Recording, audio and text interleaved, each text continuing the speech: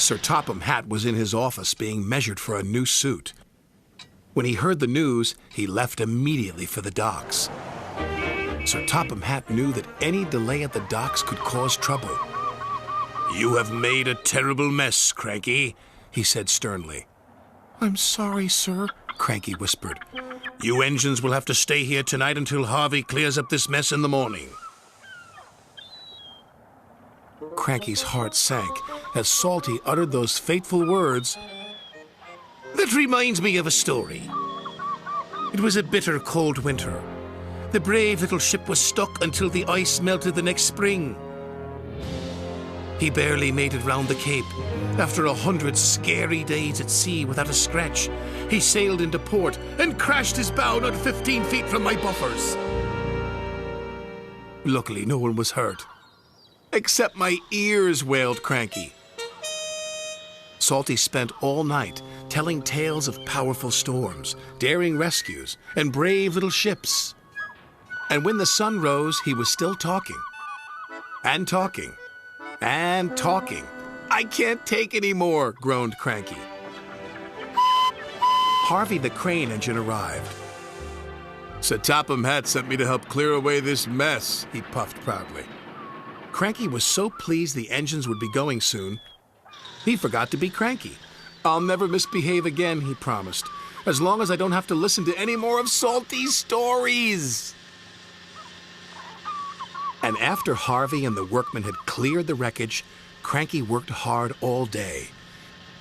He carefully loaded the trucks, helped speed the engines on their way, and he said please and thank you. "This is new," puffed Thomas, but he had spoken too soon. Cranky couldn't help himself. "It was nice while it lasted," said Percy, and all the engines laughed. But Cranky was still cranky.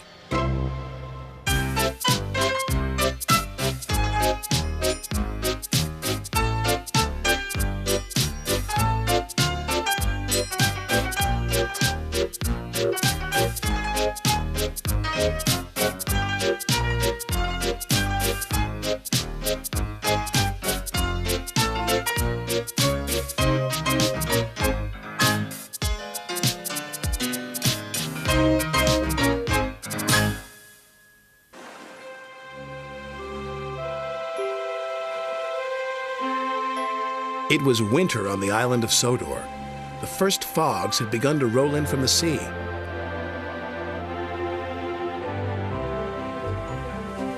Thomas, Annie, and Clarabelle loved the quiet of Misty Valley, but Thomas must be careful of rocks that sometimes roll onto the tracks.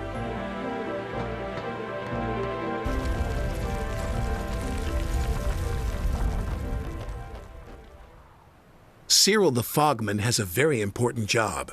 He puts detonators on the tracks to warn the engines when there's fog ahead.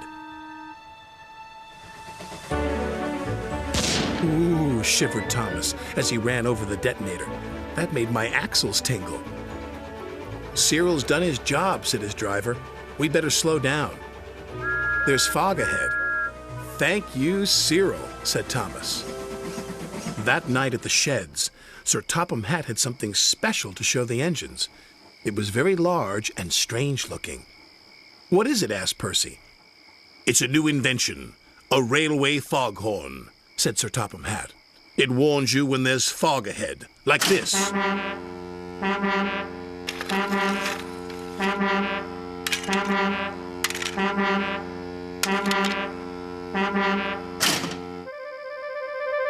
"That's loud," said Percy. "Too loud," huffed James. "Sounds like a tugboat to me," grumbled Gordon. Thomas looked worried. "What will Cyril do now?" he asked. "He will be getting a much-needed rest," said Sir Topham Hatt. "Besides, this new foghorn will be more reliable." "Poor Cyril," whispered Thomas. "He's been scrapped." The next day, Percy was cheerfully chuffing through Misty Valley when suddenly... "Oh, jeepers," exclaimed Percy. "That foghorn is so loud it rattles my dome. And it doesn't even make my axles tingle." "Still, we'd better slow down," said his driver. "There's fog ahead."